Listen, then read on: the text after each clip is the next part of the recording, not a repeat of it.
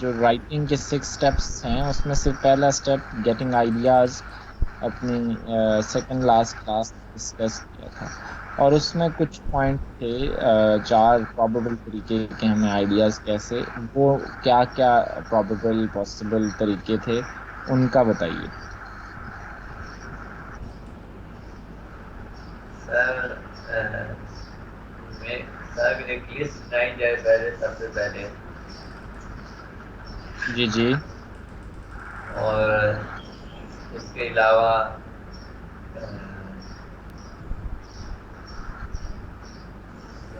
Sir free writing भी शायद मेरे ख्याल में। जी, एक उसमें फ्री राइटिंग भी था।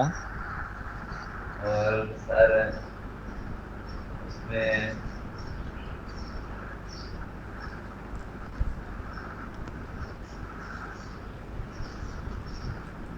रिसर्चिंग भी करनी थी, रिसर्च वगैरह करनी होती है सर। चलें यहाँ चलें चलें, रिसर्च आप का शुक्रिया। इस पे आते हैं हम। के साथ में अ, वो मेरे नेटवर्क का मसला था उससे पहले। ओके मैं Airtel sir. Faizan, you can mute your mic now.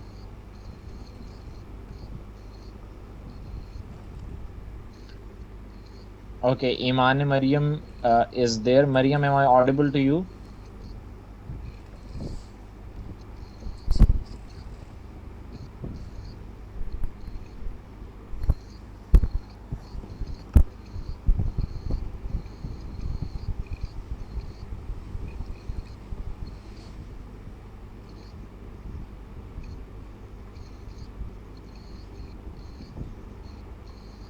Iman Maryam, am I audible to you?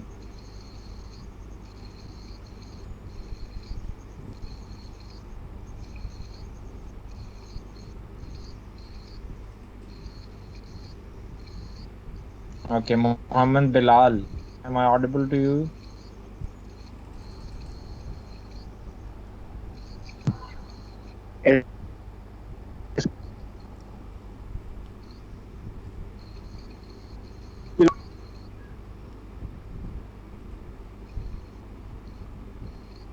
Hello sir. Is it Bilal? No sir, I am Yakub Ahmad Khan. जी, याकूब अहमद बोलिए। तो जी, first step making list, second step Okay, making a cluster diagram, okay, third one researching, and fourth okay. One free writing.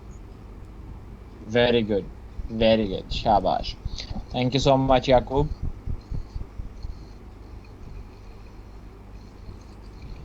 Okay, Abdul Wakil, Faisal has left the meeting, and there are few others. बार बार जिनका लिखा हुआ आ रहा है कि they are leaving the meeting. So is it because of their bad internet or some other issue? Yes sir, Faisal ने मुझे अभी text किया है, वो कह रहा है कि सिग्नल प्रॉब्लम है। So that's signal problem. Okay, fine, fine, fine. Okay, so that's what I just wanted to know. So we are going to resume and we are going to explore more into those 4 points जिनका भी याकूब खान ने भी जिक्र किया आपके सामने। Whenever we are facing a writing assignment, whether it's imaginative writing assignment or it's an essay writing assignment, we are going to first of all make a list of the ideas by brainstorming, and by brainstorming we can make a list, or we can also make a cluster diagram. This is basically to just jot down everything that comes in your head about the topic on the page, and then we will also try to explore and research about that topic, so that we might get some ideas by researching or by exploring, and we will go for free writing as well.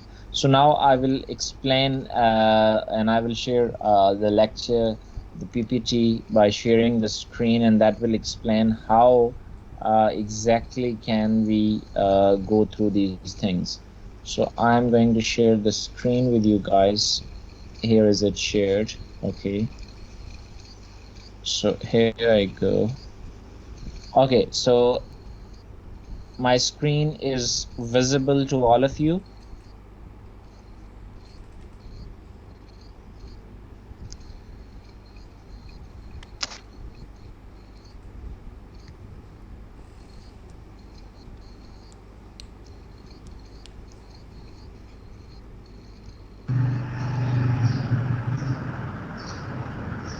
No sir. जब no sir, screen नहीं आए। नहीं आ रही, किसी को नहीं आ रही? No sir. नहीं नहीं सर, नहीं सर, नहीं सर, नहीं शो हो रही। Okay okay okay, wait a moment.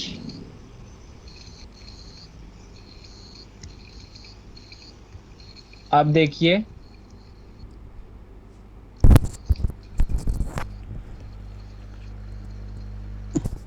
Yes sir, yes sir, अब शो हो रही शो हो है। रही है। Okay ji, yes sir, show हो रही है। okay, that's fine, that's fine. So this is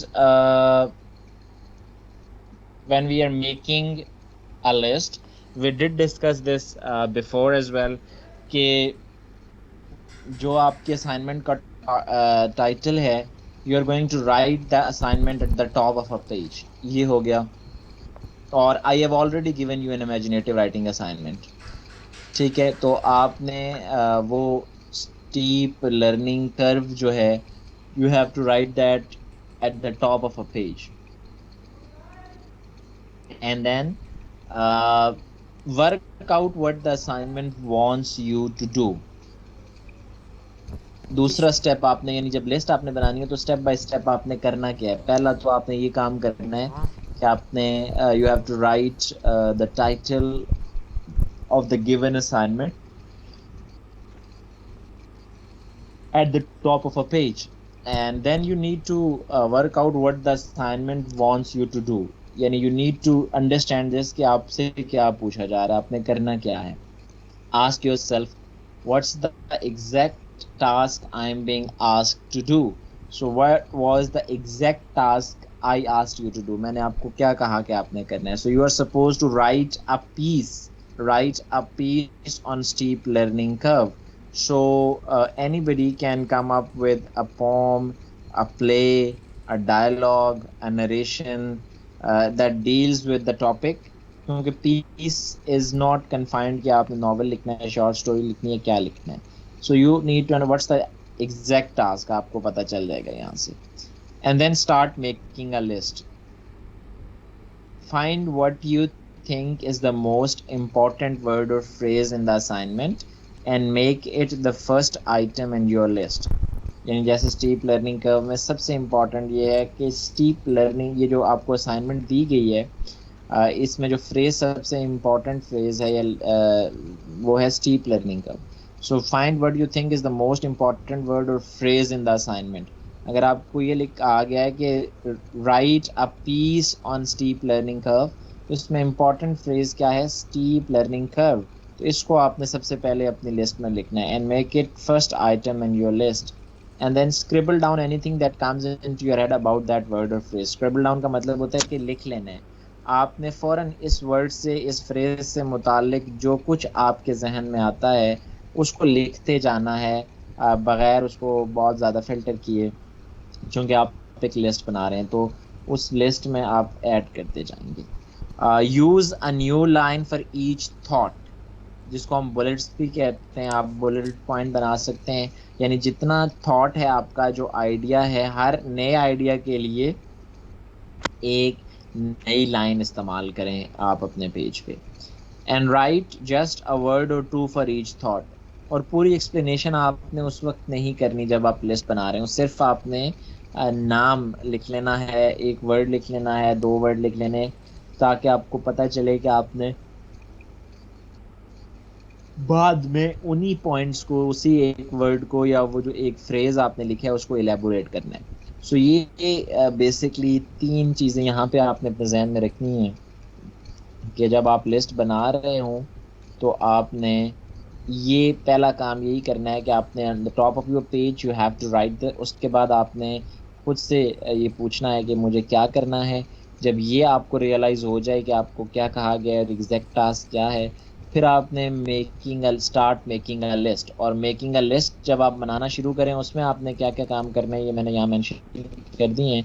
जो सबसे इंपॉर्टेंट वर्ड या फ्रेज़ है वो असाइनमेंट के बिल्कुल टॉप पे सबसे पहले लिखें, फिर उसके बारे में जो कुछ आपके जहन में आता है उसको नीचे लिखते जाएं, बुलेट पॉइंट्स में लिखें, और हर पॉइंट जो है वो एक वर्ड या 2 वर्ड में होना चाहिए, आपकी बुलेट होना चाहिए। ये नहीं कि आप पूरी पूरी लाइनें लिखते हैं, वो लिस्ट नहीं रहेगी। आपको पता है लिस्ट कैसे बनाई जाती है, किसी भी चीज़ की डिटेल नहीं लिखा जाता उसमें।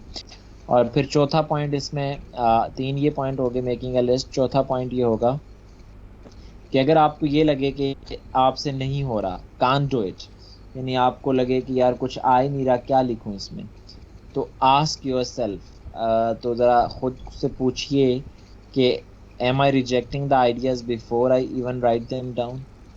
कि ऐसा तो नहीं है कि आप डर रहे हैं लिखते हुए और आप किसी भी आइडिया को पेज पे उतारने से पहले ही रिजेक्ट कर रहे हैं। और ऐसा मेजॉरिटी बच्चों के साथ होता है, वो लिखते, वो कहते हैं यार मैं गलत लिख रहा हूँ, ये कोई बात ही नहीं है, ये जो मेरे जहन में बात है ये तो बड़ी फजूल सी बात है, ये कोई आइडिया से रिलेटेड उस तरह से नहीं है। तो इसका सोल्यूशन ये है कि don't think too much, just right जो भी आपके जहन में।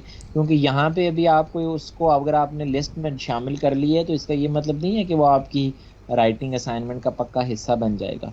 इसलिए इससे घबराने की ज़रूरत नहीं है। आपने लिखना है बस, जो कि आपके जहन में आए उसको पेज पे उतारना है। आपने फिर खुद से यही भी पूछना है कि am I worrying that these ideas won't work for my piece. क्या आप इस बारे में परेशान हैं, इस वजह से आप नहीं लिख पा रहे कि आपको लग रहा है कि मेरी जो राइटिंग का असाइनमेंट है उसमें ये आइडियाज़ फिट इन नहीं होंगे, ये काम नहीं करेंगे। अगेन सोल्यूशन इज कि don't think about writing a piece, just think about writing a list. तो यहाँ पे इस मौके पे आप ये छोड़ ही दें जहन में कि आपने आगे जाके क्या करना है और आगे जाके आपने एक स्टोरी लिखनी है या एक ऐसे लिखना है। बस आप अब इस वक्त आप अपनी ये क्लियर हेडेड हो कि आपने एक लिस्ट बनानी है, यानी स्टेप बाय स्टेप लेके चलना है। पहला काम लिस्ट बनाने का, आपने लिस्ट बनानी है। आप इस बारे में परेशान या बॉदर्ड ना हो कि मेरी उसमें ये फिट आएंगे या नहीं आएंगे। वो जब हम दूसरा स्टेप करेंगे चूजिंग वाला, तो उसमें हम चूज कर लेंगे कि वेदर हमें कौन सा आइडिया इनमें से जो हमने लिस्ट बनाई थी वो मेरे पीस में फिट होगा, कौन सा नहीं फिट होगा, और फिर हम उसको कांट छांट कर लेंगे वहाँ पे।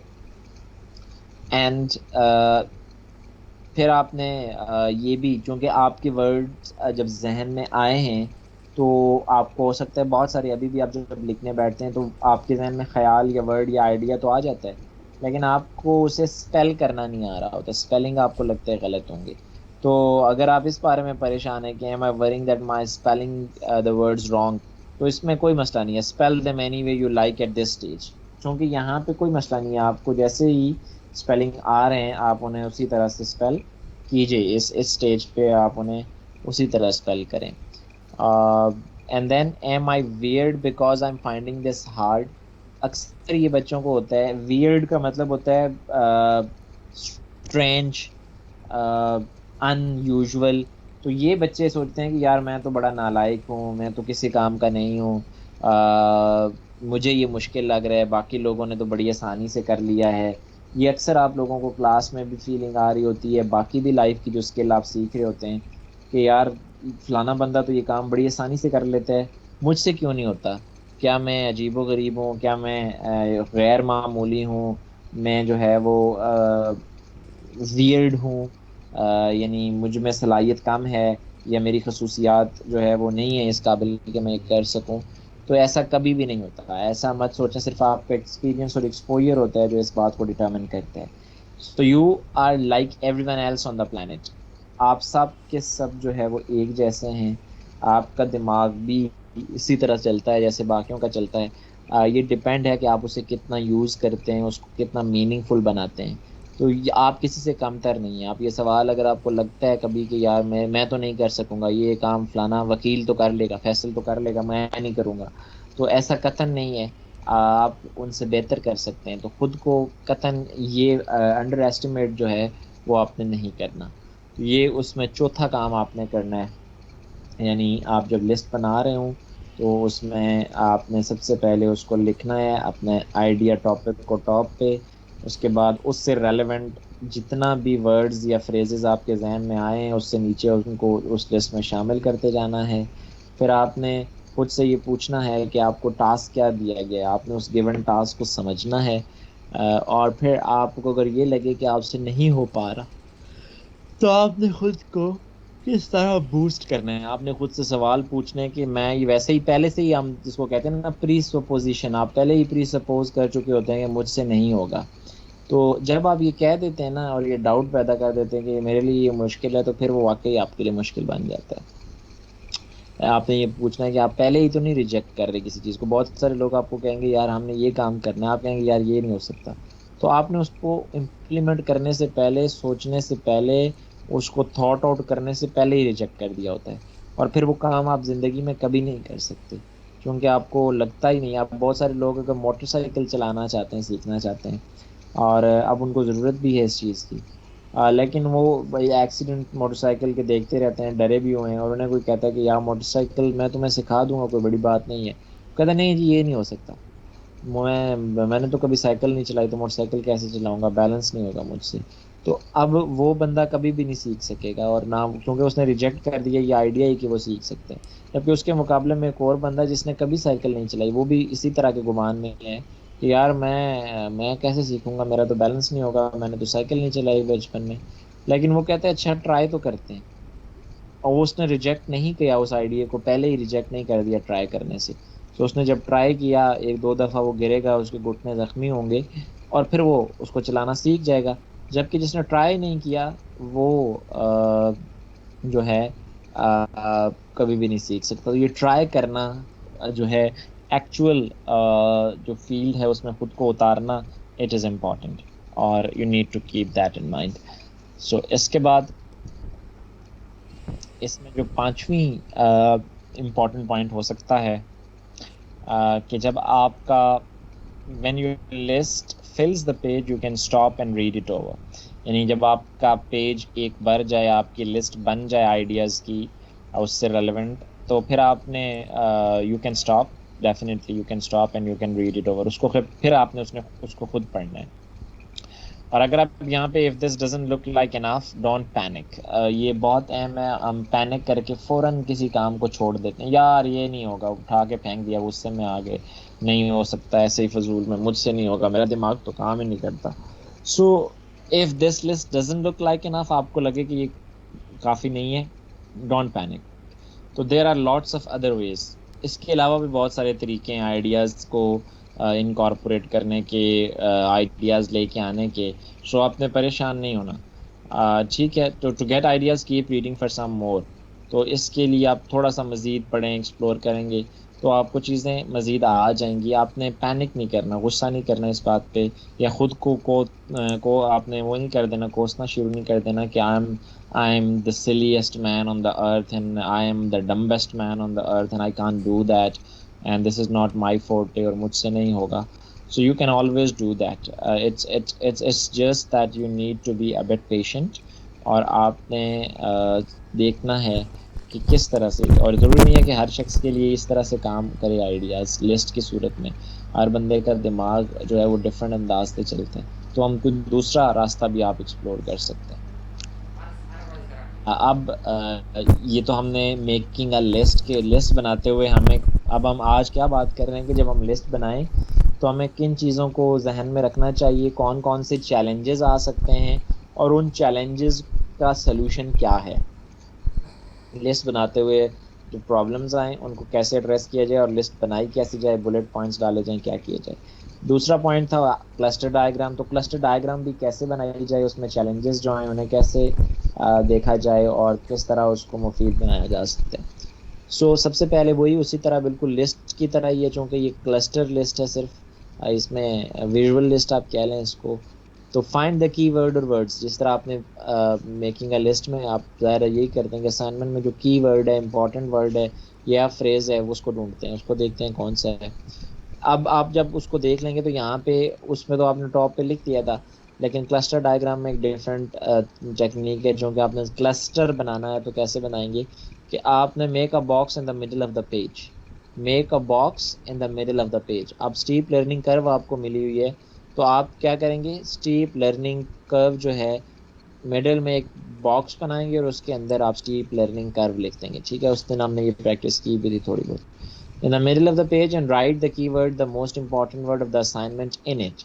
ठीक है, उस मोस्ट इंपॉर्टेंट वर्ड या असाइनमेंट वर्ड उसके अंदर लिख देंगे, उस बॉक्स के जो आपने मिडल में बनाई है पेज के। And then take your time making it look nice. उसको ज़रा प्यारा डेकोरेट करने में भी आप वक्त लगा सकते हैं, यानी उसको प्रेजेंटेबल बनाने में, खूबसूरत बनाने में भी you can take your time about that, because while you are busy doing that part of your brain is actually thinking about the assignment. ऐसा क्यों है?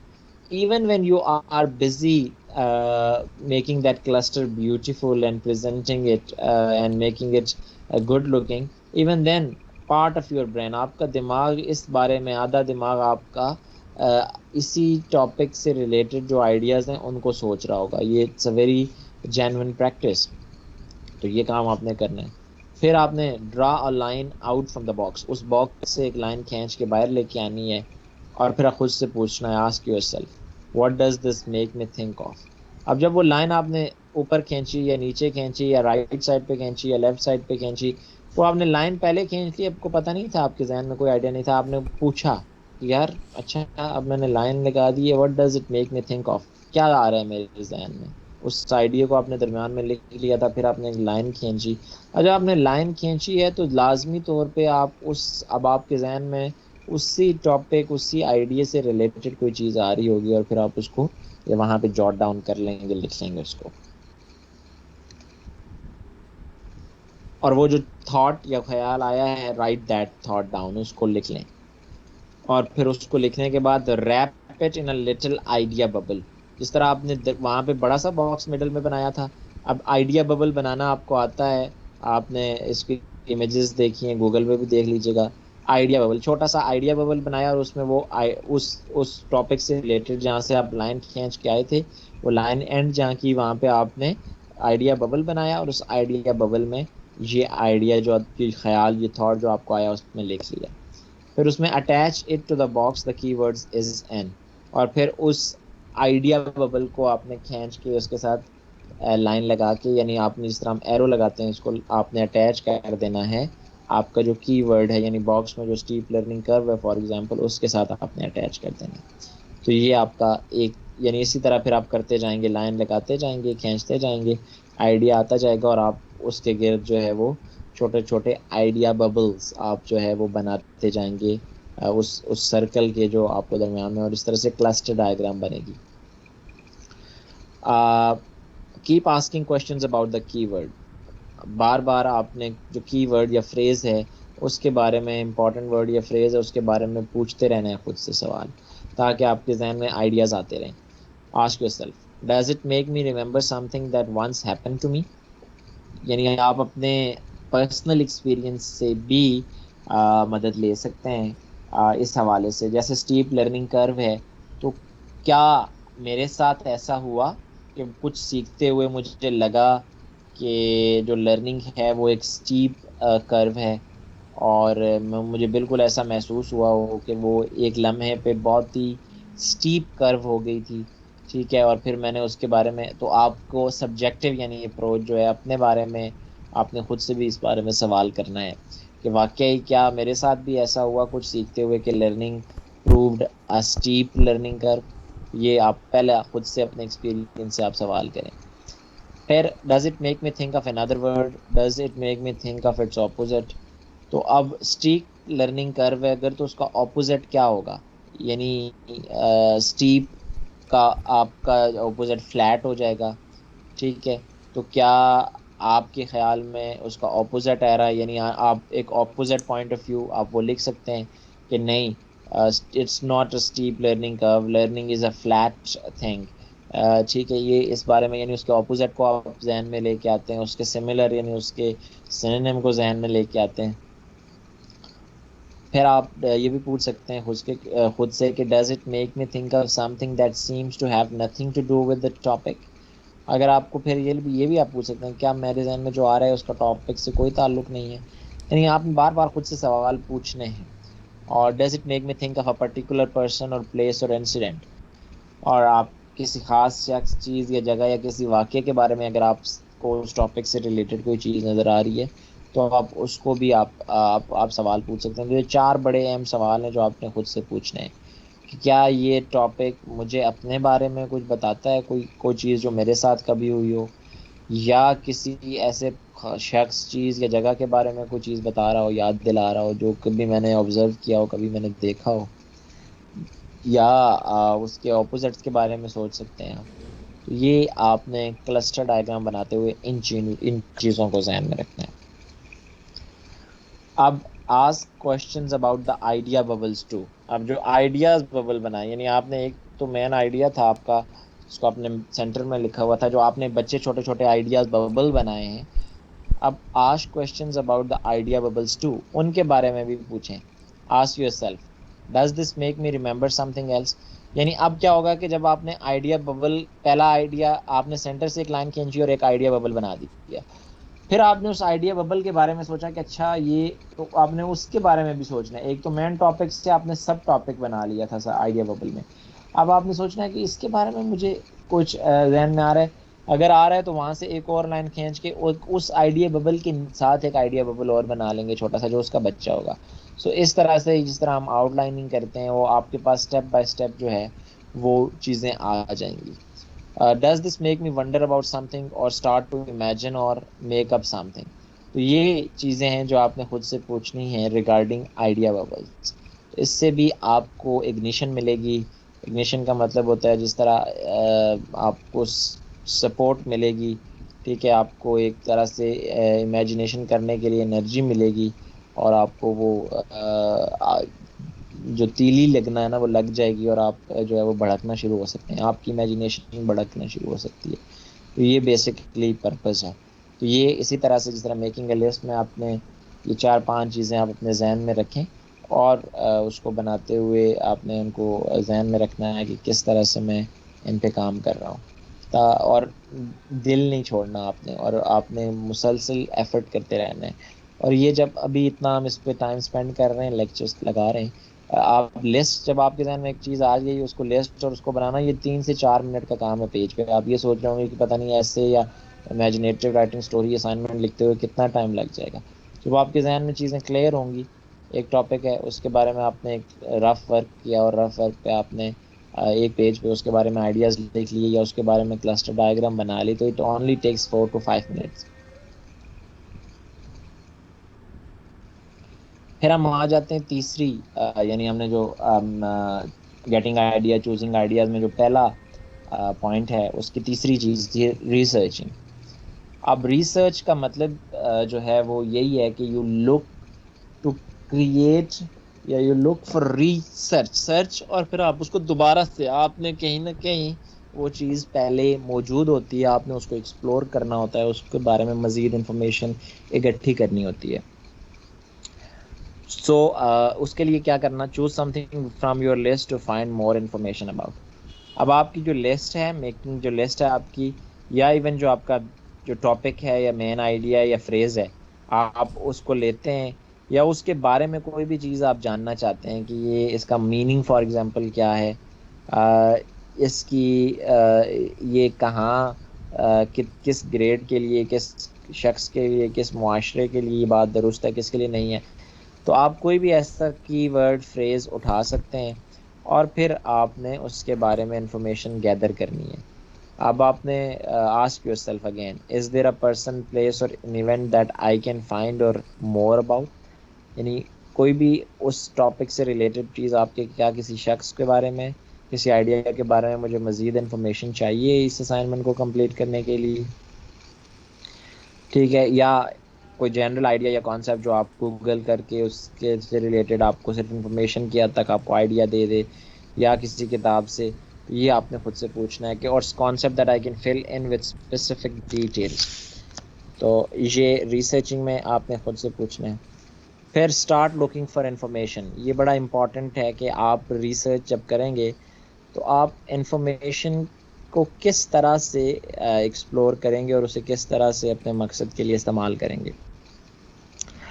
Ask yourself, is there a reference book I can look up, a dictionary, encyclopedia, atlas etcetera.